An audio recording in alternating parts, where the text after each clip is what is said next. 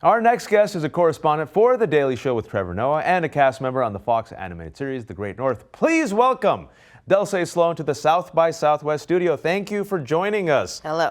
First thing I'm going to teach you how to say my name correctly. Oh, no. Because I guess, American English pronunciation is Dulcé. Yeah. But the real pronunciation is Dulcé.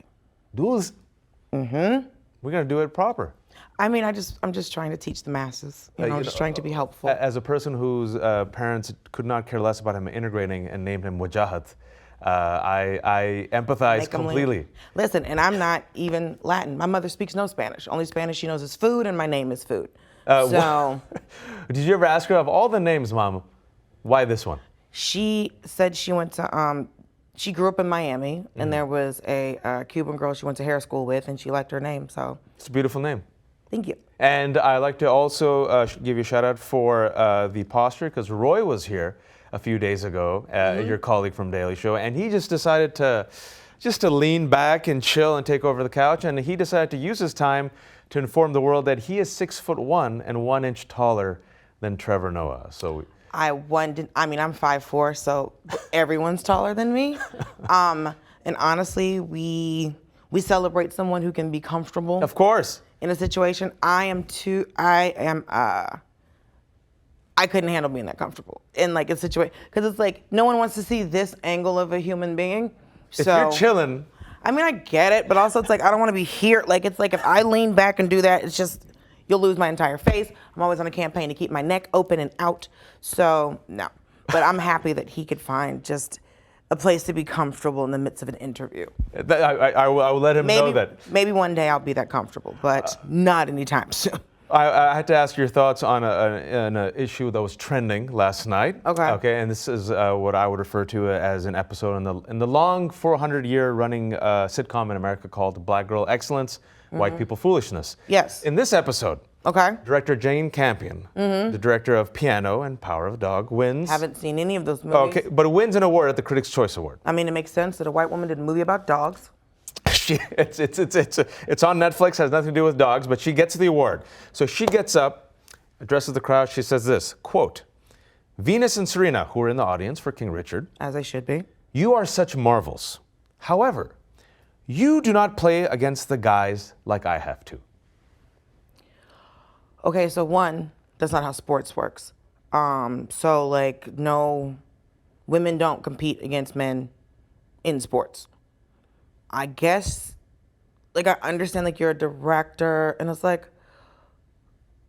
did they cut so? It was a beautiful cut. So the cameraman should get an award. I don't know if there's awards for cameramen. There should be. I think there are awards for cameramen, yes. So right when Jane said this, for no reason whatsoever, unprompted, this cameraman right there was right in front of Venus's face. And Venus, I'm going to try my best, was like, So and then she tried to best. So I will translate her face for you. Please. Her face she went, this bitch.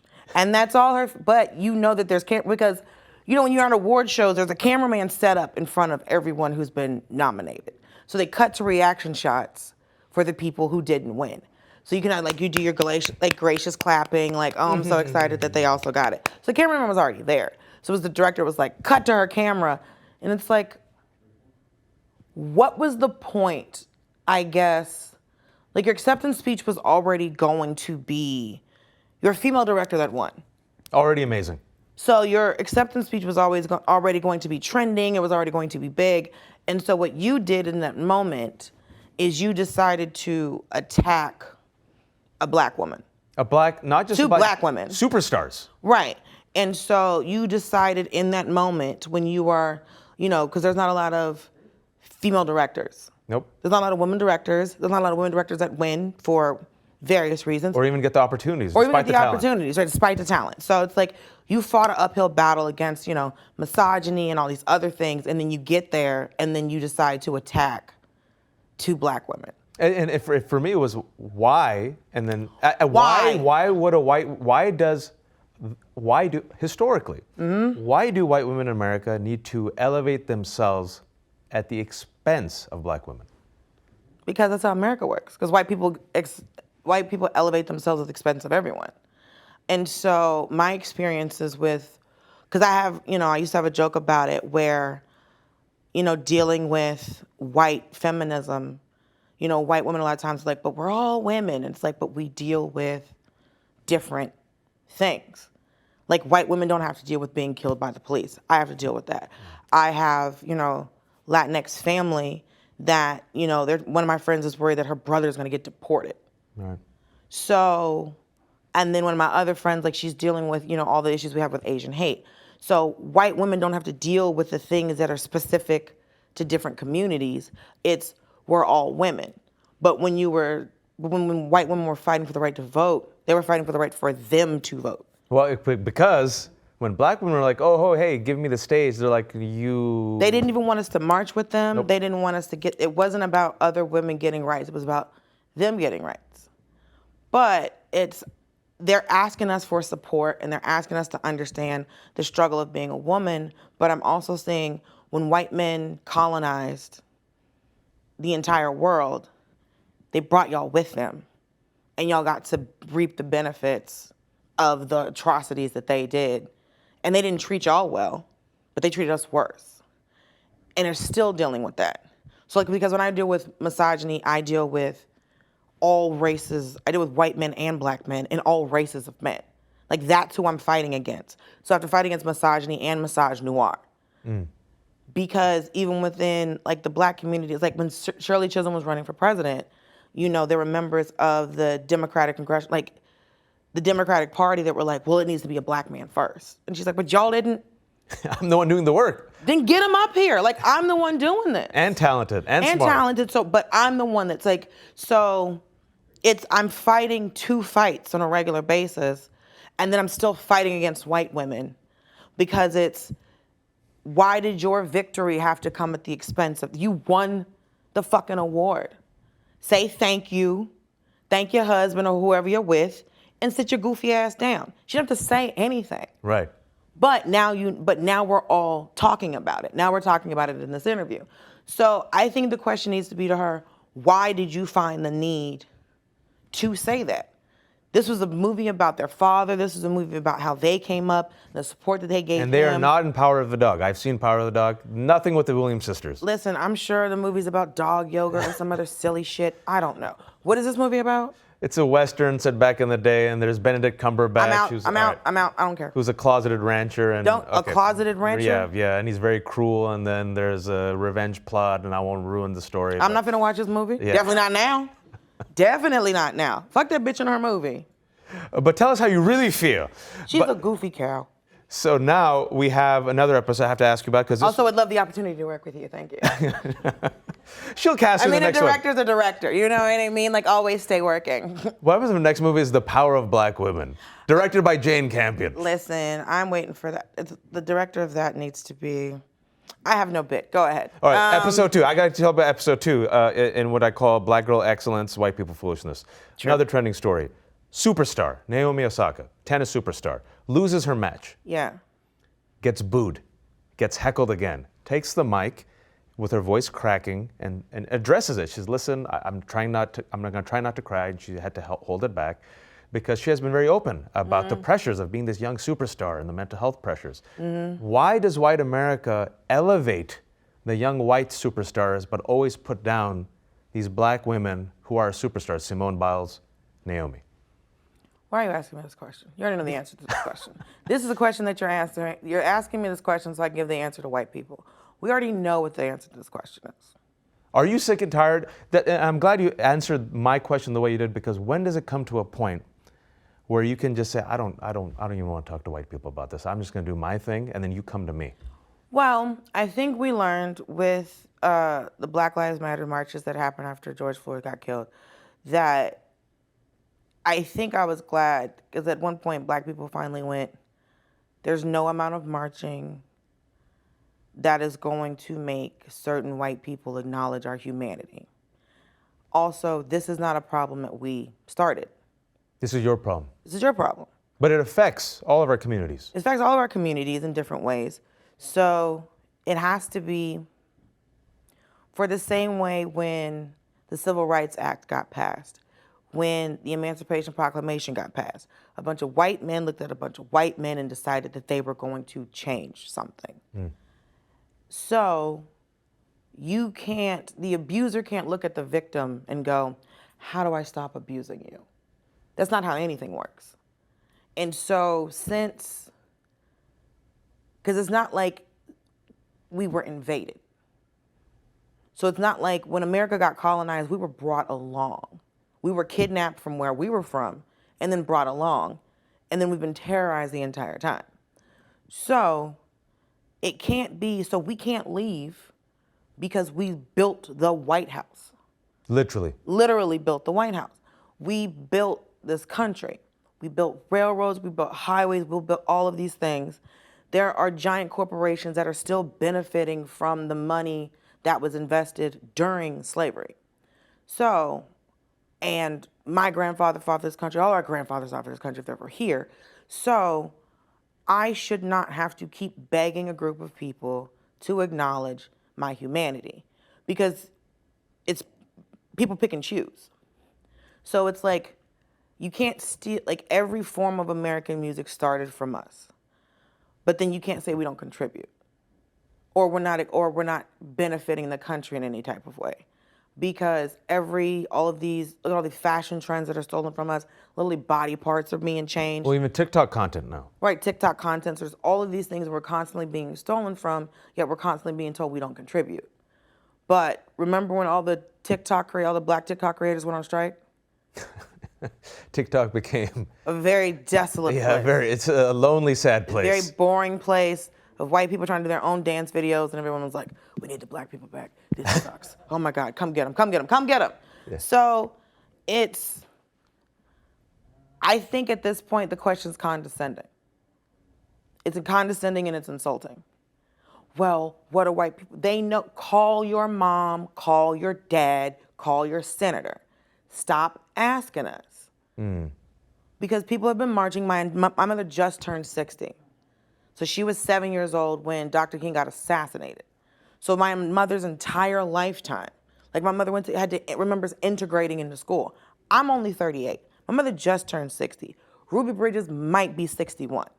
So this wasn't a long time ago. Nope. And yet we're constantly being asked, well, what should white people know what the hell they need to do? They don't want to do it. So stop asking us because we didn't start this. We didn't create Jim Crow. We didn't create redlining, gerrymandering, all of the things that are happening, tipping, none of this stuff. You can't keep looking at us and go, so how do we start treating you like people even though we've decided that you all are monsters? Because as soon as emancipation happened, we still have to be able to control them. And that comes down into the bloodline. So the police run property. That police are fucking property managers because it's a lot of, well, you can't be over here and you can't be here and you can't do this and you can't do that. And so this long line of the need of control, that's where calling the cops on black people comes from because now we're no longer enslaved, but that's still in people. You need to know your place. I need to know my place. I need to stand my ground. You need to know your place. I need to know my place. But standing your ground goes both ways. So I'm standing my ground. If I step off the porch, it's some shit. Because there's a lot of places where standing your ground applies to anybody. So if I step off the porch, it's finna be some shit. You got frog, you came over here. So I can't keep getting asked, what are we supposed to do? It's insulting and it's condescending and stop asking me. Because for the same way, it's like, well, how do white women do this? White women, I can't tell you how to fix what's going on with y'all. But you have your voice, and Toni Morrison said, this is why racism is so exhausting, because I always have to defend myself. And even then, it's never enough. No, because it's not even defending yourself, it's defending your right to exist. Your civilization, your right to exist, your right to equality, your right to humanity. But at the same time, that's the odd dichotomy of being a woman of color and dealing with white women. Because for as much as they still have a need to control us, just as people of color, because they're still white, it's also the fetishizing of our strength and, you know, how we feel about our bodies and all of these other things. And it's like, your men have fucked y'all over. But your men were fucking everybody else over. So this strength is not something that is inherent. It's something that had to be developed over time. And through pain and through suffering. Right. So it's like if people say resilience. So like, why was there resilience? I don't want this shit. I'm tired. Yeah. It's exhausting to always have to be. It's someone look. Well, you're so brave, bitch. I don't want to be that. I don't want to do that. Just want to chill. I just want to live my life. Right. But I can't walk through a hotel without someone asking me, well, where are you? Bitch, you don't even work here. Like I've had white women just go. Has it happened at South by? It hasn't happened at South by because it's like I've had my badge on. Yeah. So no one said anything to me. But if I walk through this hotel with no badge on, someone's going to stop me and ask me. If they don't recognize me from the show, and it's whatever time of day, well, hey, are you part of the festival? Get away from me.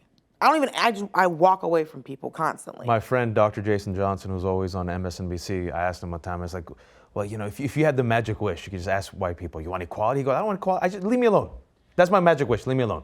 And they can't do it. And the prime example of white people not being able to leave us alone is think about the Tulsa massacre. Right. Black community that's thriving. Mm-hmm. Self-created. Mm-hmm. Despite all odds, you got a unit, you got a community, you're thriving, you're successful, you're not bothering anybody. Nope. You're away from everybody else. Yep. And you are still making it, you're living, and They still... came through and burned the city down and murdered us. There were bombs dropped from the sky. They got crop dusters.